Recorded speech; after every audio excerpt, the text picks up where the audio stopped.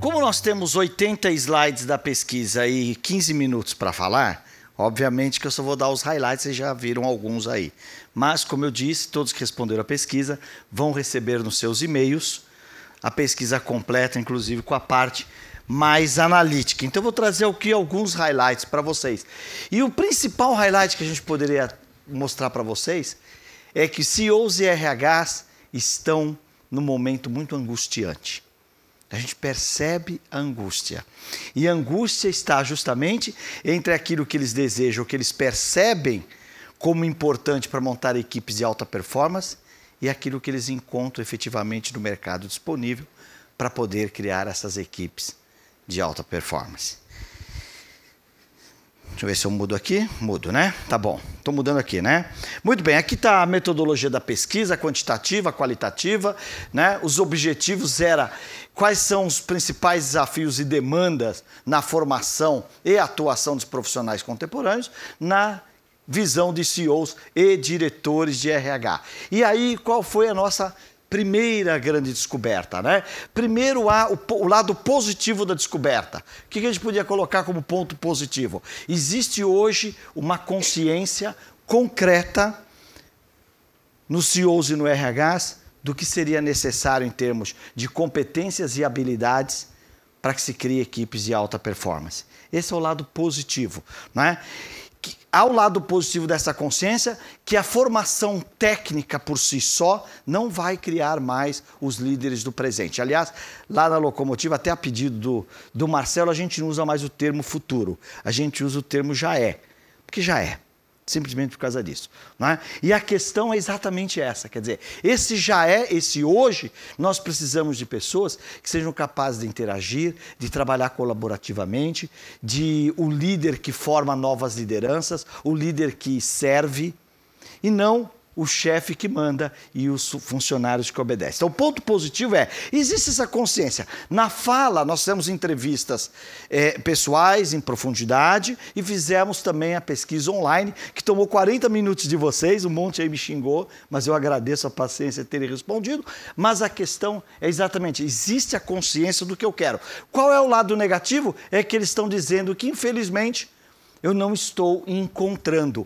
E aqui tem, nessa dualidade entre o ponto positivo e o ponto negativo, a conclusão que a gente chega é que existe uma profunda angústia nesse descompasso entre o que eu quero e aquilo que eu tenho. Aí você poderia dizer assim, puxa vida, mas momento de crise, 12,6 milhões de desempregados. Aí eu fui ligar para alguns amigos, headhunters, para saber, olha, nós temos uma pesquisa assim, deu esse resultado, e o pessoal está dizendo que não existe no mercado. Consultei quatro headhunters aí muito expressivos do mercado. Eles disseram o seguinte, Júlio, mas a verdade é o seguinte, é que quem está no mercado não necessariamente tem o perfil do que as empresas estão precisando. A conclusão é o seguinte, outra notícia boa, nós aprendemos a demitir, nós aprendemos a cortar, porque aquele que nos é caro, aquele que nós vamos precisar para a retomada pós-crise, como o Otávio colocou, ele decretou aqui o fim da recessão, hein? Isso foi a primeira boa notícia. Então, com quem que eu vou navegar nos próximos anos? Se eu cortar agora, como é que eu vou depois buscá-los? Então, nós aprendemos a fazer um corte mais seletivo, pensando nas habilidades, nas competências que eu vou precisar no pós-crise, ou até mesmo quem que eu preciso nos meus quadros para enfrentar essa crise. E essa é uma alteração profunda, que poderia ser até o tema do CONAR desse ano, falar das disrupturas nas competências e nos gaps de competência. Não é? Então, as características, vamos aprofundar um pouquinho. Quais são as características que os profissionais têm exigidos? Não é? E aí está, 70% dos executivos consideram muito importante que um profissional de nível gerencial para cima possua as características de liderança, nenhuma novidade, seja colaborativo e trabalhe bem em equipe, sentimento de ownership, de ser dono do negócio, e a estabilidade emocional e a boa relação interpessoal, e aí surgem os termos como resiliência. Aliás, falamos de resiliência lá no Gestão Descomplicada a semana passada, Sardenberg, e aí já veio uma outra resposta de um ouvinte dizendo, olha, tem o livro do Nassim Taleb chamado O Antifrágil, que ele diz que a diferença o contrário de frágil é o antifrágil. O antifrágil não é o resiliente, é o resiliente que ele não volta ao estado original, ele volta melhor, porque ele adquiriu aprendizados. Olha que interessante toda essa evolução, que muitas vezes parece filosófica, parece poética, mas não é. É que a teoria na prática realmente funciona. E aí, aqui depois nós colocamos no material de vocês os outros itens. Nós estamos trabalhando os gaps só dos 4 principais. Mas tem outro, pensar fora da caixa, espírito empreendedor, etc. Mas trabalhando apenas esses 4 itens, olha só aqui um quote de um CEO do setor de serviço, ele nos disse assim, hoje em dia o conhecimento técnico é importante, mas não te diferencia mais. Parece-me, e aqui nós temos diversos profissionais de RH, eles dizem o seguinte, o currículo te coloca na entrevista. Daí para frente, é a sua habilidade de comunicação, de relacionamento, é os projetos que você participou, são os seus aprendizados e também os seus fracassos. Que, aliás, é pergunta que poucos respondem, né? Me conta aí um grande fracasso. Quando você pergunta as grandes conquistas, ele relaciona. Quando você pergunta dos fracassos, às vezes a pessoa, né, se atrapalha um pouquinho. O desafio de encontrar profissionais que se adequam às expectativas e necessidades das empresas. Não é? Olha que interessante, 74% dos executivos consideram difícil encontrar no mercado profissional, ou melhor, encontrar no mercado os profissionais que correspondam às expectativas da sua empresa. Vocês viram, inclusive, o depoimento do Flávio Rocha, né? Que além de ser presidente da Riachuelo, também é presidente do Instituto de Varejo, do IDV. Aliás, hoje ele não está aqui porque está numa reunião do IDV em Brasília, e tem vários quotes dele, mas sabe o que ele diz? Ele diz assim, é interessante, porque o varejo não atrai o jovem. E é onde estão as maiores oportunidades. Nunca o varejo foi tão científico como ele é hoje. Hoje, quem está passando pela crise bem no varejo, poderia estar aqui a própria Riachuelo, a Renner do Galó, né, entre outras, a minha querida Aramis, que eu faço parte do conselho, é um varejo extremamente científico, Otávio.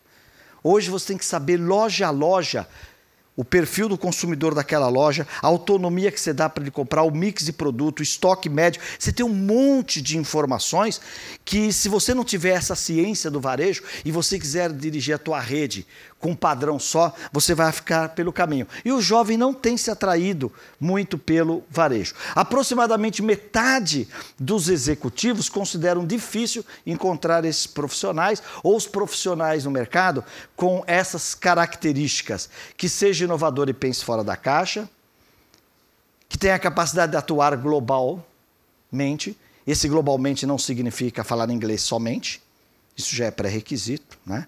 Talvez um requisito pequeno, falar só inglês, né?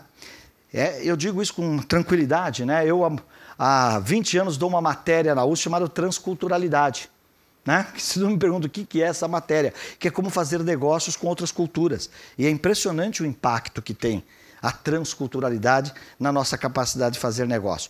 Que tenha o sentido de dono de negócio e também com espírito empreendedor. Também isolamos no material, tem as demais características, né, que é difícil ou muito difícil encontrar no mercado. E aí o que nós fazemos lá na Locomotiva, e que a Locomotiva fez para nós no IBMEC, é analisar esses gaps, o gap entre o que eu gostaria de ter e o que eu tenho, trabalhando aí em pontos percentuais. E aí olha que interessante, 78% acho importante que o funcionário tenha sentido de dono, mas 10% só dizem que conseguem achar isso no mercado. 76% falam em um profissional colaborativo, mas apenas, novamente, 10% eu acho que a gente acha esses caras no mercado, né? Pessoas com instabilidade emocional, 74%, mas outra vez 10% somente acham que a gente consegue encontrar. E aí quando a gente fala em gap, é os pontos percentuais entre o que eu gostaria de ter e a facilidade de se obter. Olha aqui, se sinta dono do negócio, temos 68 pontos percentuais, colaborativo 66, estabilidade emocional e boa relação interpessoal 64 e liderança apenas 63. E é claro que isso provoca uma tremenda angústia. Paramos por aqui, mas vocês têm aqui também percentuais altíssimos, 45, 44, para inovador, pensar fora da caixa, espírito empreendedor, etc, etc. E aí, a inteligência emocional é super importante, né? E outro coach, então, de outro CEO do varejo, dizendo que tem muito aluno formado em boa faculdade que não sabe trabalhar em equipe, ou que não é dedicado, e as pessoas têm que se esforçar. Os alunos que saem de universidades renomadas têm que entender que não são deuses, tem que ir atrás, ou nas palavras de outros CEOs e RHs, tem que saber sujar a mão, né? Tem que ir do pensar e do fazer ao mesmo tempo. Já não temos mais a turma que pensa e a turma que executa, mas sim a turma que executa pensando, executa com a estratégia em mente. Mas o que as empresas têm feito para atrair e manter o profissional com o perfil desejado? É que temos novos gaps, porque olha que interessante os números, né? Olha só, vocês disseram na pesquisa o seguinte, eu também disse, né? Porque eu também respondi, já que eu também sou um gestor. 74% diz assim, olha, né? O que as empresas oferecem aos seus funcionários? Olha, abertura à diversidade, ambiente de colaboração, nós ministramos curso de capacitação dentro da empresa, troca de informações, etc. Isso é o que nós dissemos que oferecemos, né? Mas, de repente, quando a gente vai na parte mais prática, depois eu vou mostrar a curva inteira para vocês, flexibilidade de horário, só 36% das empresas. Graduação pós-especialização, ou seja, auxílio integral parcial nas bolsas, só 28. Curso de idiomas, 22. E a alternativa de se trabalhar em casa, só 16. O que é, evidentemente, um contraponto muito grande a... Opa! Peraí, não está voltando aqui. Hã? Não está voltando. Ah, voltou aqui. Desculpa, aqui, olha. Então eu digo que eu tenho abertura à diversidade, ofereço um ambiente que valoriza a colaboração, cursos de capacitação dentro da empresa, troca de informações, mas quando você vai lá na cauda longa, né? Quando você vai lá no final da curva, olha aqui, percebe? Abertura à diversidade, 74, 72, 77. Vem de lá para cá, olha aqui, só 16% das empresas oferecem a possibilidade de trabalho em casa, só 22 cursos de idioma, só 28 auxílio para pagar pós-graduação ou mesmo a graduação. Às vezes as empresas não estão preparadas para absorver as suas próprias demandas. E aqui tem uma coisa interessante. Essa foi uma curiosidade minha. Por que foi uma curiosidade minha? Porque eu tinha visto uma pesquisa de um professor da Harvard Business School que dizia o seguinte, cadê o Giolo? O Giolo ainda está aí ou não? Não? Saiu já? Não estou vendo, né? Porque ele é um headhunter, é interessante essa informação para ele também, né? Dizia o seguinte, essa pesquisa, que do meio da pirâmide para cima, 2/3 das contratações não dão certo. Da pirâmide para cima. Eu falei, mas como é que pode isso? Tem os headhunters, assessments, está aqui os RHs como a Regina, né? Faz um monte de teste, entrevista, um monte de gente às vezes entrevista. E como é que não dá certo? 2/3 dos contratados do meio da pirâmide para cima não dão certo. E aí eu falei assim, puxa vida, o que será que está acontecendo? E aí o que a gente percebeu...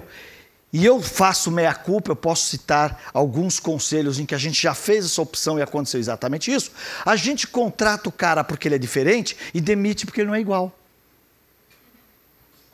Né? Você está lá na reunião, está faltando um diretor na estrutura, você fala, peraí, vamos pegar um cara de outro setor, cabeça aberta, fora da caixa, para nos ajudar a pensar diferente. E aí você traz esse cara diferente, mas acontece que logo nos primeiros dias, semanas ou meses... quando muito meses, começa o comentário. Esse cara não entende direito o nosso negócio. Claro que não entende, ele não era daqui. Não é? Mas aí eu fiquei curioso, Rui, de tentar entender por que acontecia isso. E aí se confirmou o seguinte, 2/3 dos 2/3, o erro não é de contratação, é de integração. A questão está na integração, não está na contratação. E aí nós fomos verificar se isso também era verdade aqui no Brasil. E aí olha só o que nós descobrimos aqui. Nós descobrimos, em resposta dos questionários que vocês responderam, que ao mesmo tempo que, né, os respondentes disseram que concordam que as empresas têm e buscam profissionais diferentes, 48% concordam que profissionais com uma visão diferente acabam pedindo demissão ou sendo demitidos. Então, é exatamente a mesma coisa. E aonde que está a questão aqui? 4 em cada 10 de vocês responderam que a principal dificuldade é da integração dos novos funcionários. Seja ele igual, seja ele diferente. Aí não foi feito essa distinção. Muito bem, um CEO do setor alimentício disse, tem vários perfis que são importantes, é preciso ter multiplicidade. Ter alguém mais duro, outro mais eficiente, outro criativo. Os perfis se complementam.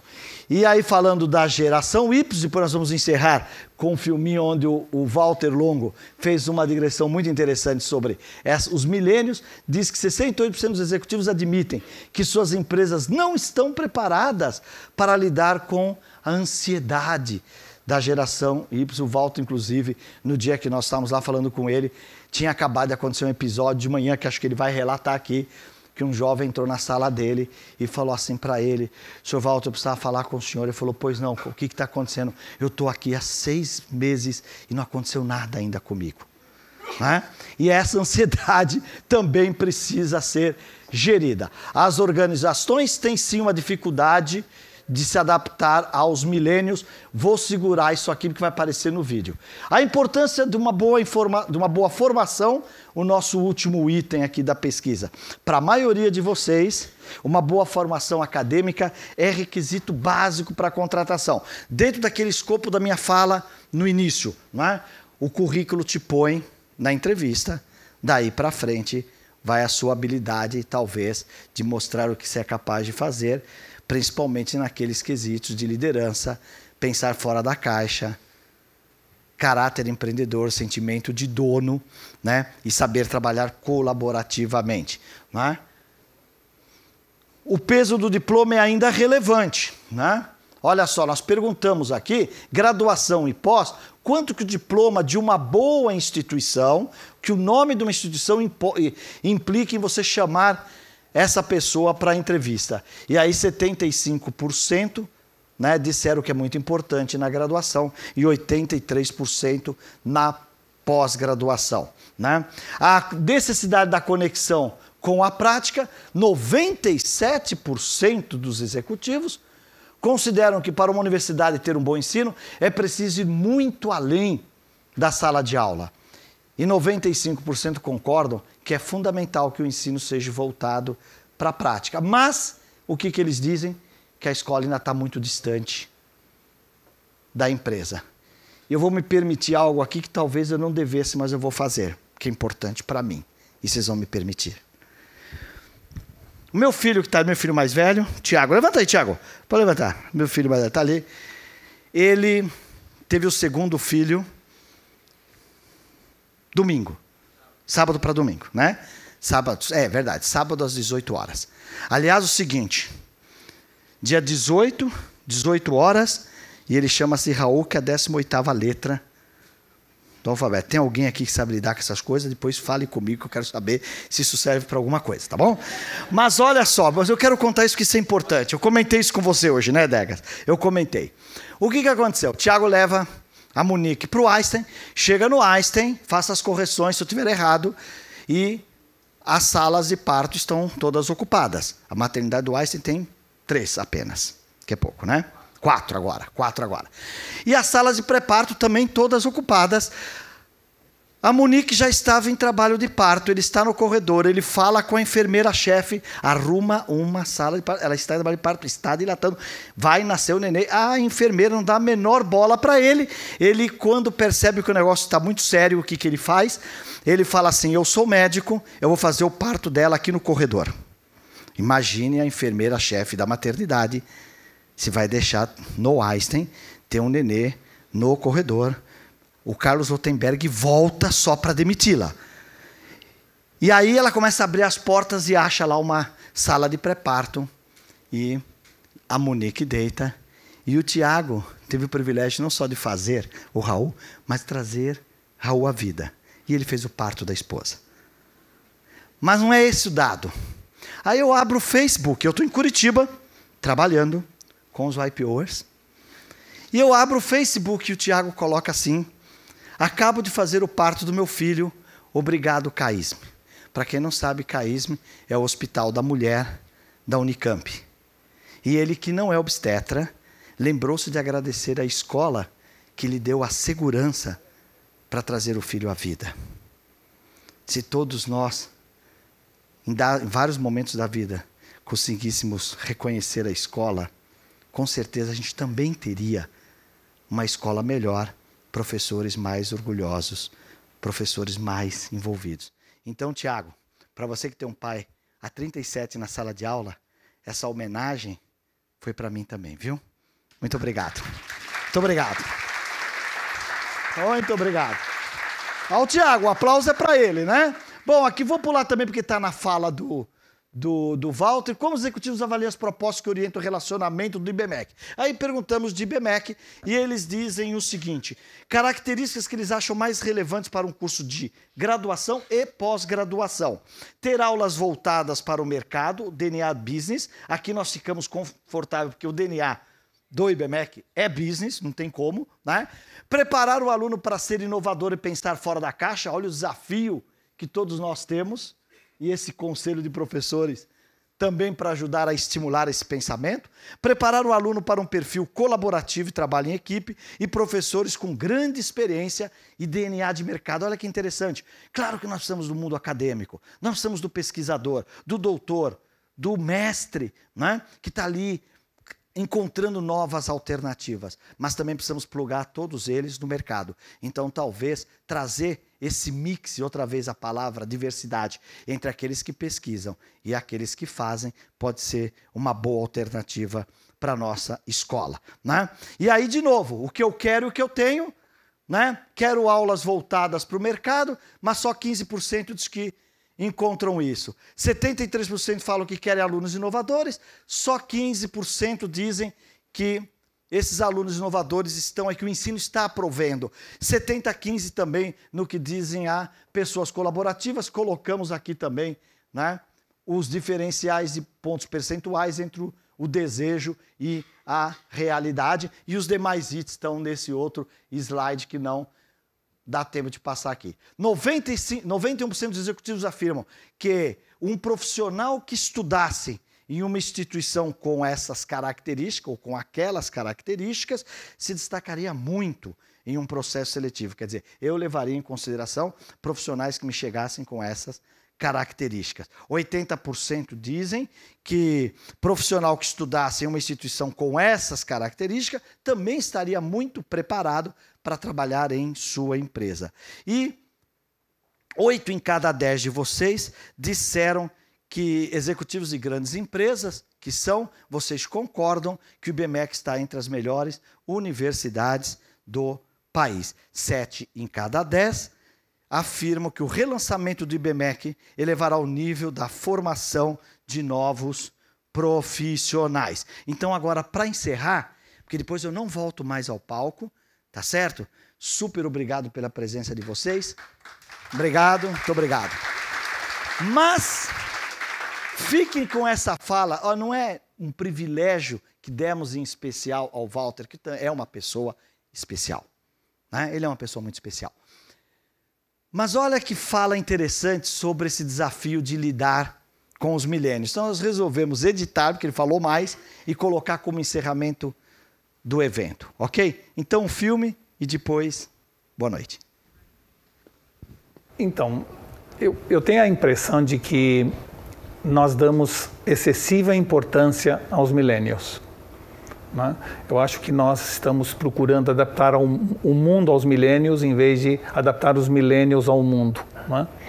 Eu acho que nós temos uma geração mimada nesse momento, mais preocupada com o fim do mundo que com o fim do mês, né? E estamos criando toda uma cultura de compreensão dos millennials em vez de buscar adaptá-los ao mundo, procurar adaptar o mundo a eles.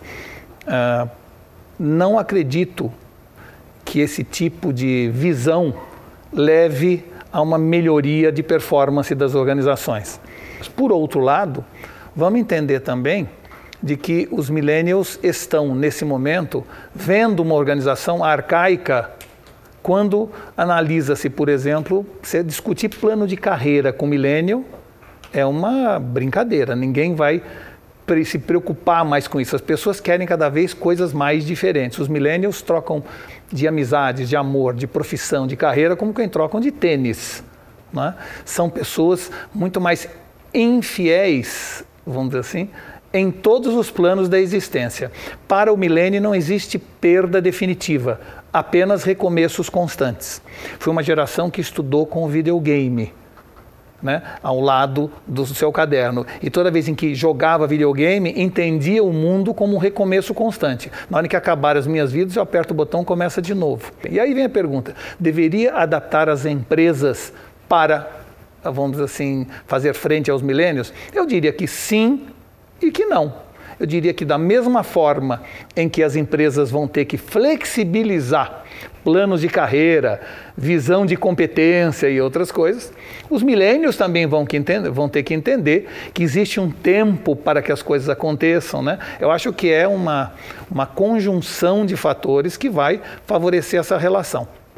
Continuo muito preocupado com a visão dos recursos humanos, das organizações em geral, que estão expulsando os rebeldes das organizações. Ou seja, a cultura de RH das grandes organizações hoje expulsam os rebeldes dessa organização. E hoje a turma da frente trabalha inteira para a turma do fundão, que são exatamente essas pessoas mais rebeldes, que menos aceitam hierarquia, que mais questionam, que mais fazem a pergunta por que não o tempo inteiro, são eles que estão no comando das organizações.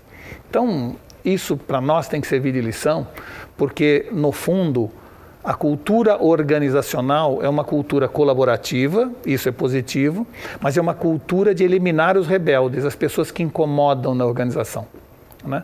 Nós, na verdade, estamos expulsando os rebeldes, convidando gentilmente eles a se retirarem, porque eles não colaboram, porque eles não chegam no horário, porque eles não respondem da forma adequada como a gente imagina. Nós ainda não aprendemos a trabalhar com os rebeldes. E são os rebeldes que, num período de grande mudança das organizações, fazem diferença, né? Eu diria para vocês que hoje o sucesso de uma empresa depende menos da capacidade de disseminar sua cultura e mais da capacidade de saber nutrir rebeldes. Isso está faltando nas organizações, né? Nós temos hoje uma gigantesca dificuldade de aceitar as pessoas que perguntam por que não. A gente normalmente tem a tendência a tornar o ambiente inóspito para pessoas que questionam, para pessoas que querem entender o porquê e o porquê não antes de entender o como. A gente tem uma tendência na área de recursos humanos a valorizar o bom mocismo, o politicamente correto, a visão de trabalhar em equipe, de diminuir o seu ego. E exatamente são essas pessoas que, não se sentindo adequadas nas organizações, vão embora e montam os Facebooks, os Apples, os Microsofts, etc., né? Ou seja, nós temos que manter os rebeldes na organização. A gente tem que entender que é do mix entre rebeldes e acomodados que a gente faz uma organização, mas hoje a área de RH das empresas está quase que convidando os rebeldes a sair da organização, condenando essa visão mais inquisidora, mais rebelde, menos de aceitação da autoridade. Isso é muito ruim para o futuro das organizações.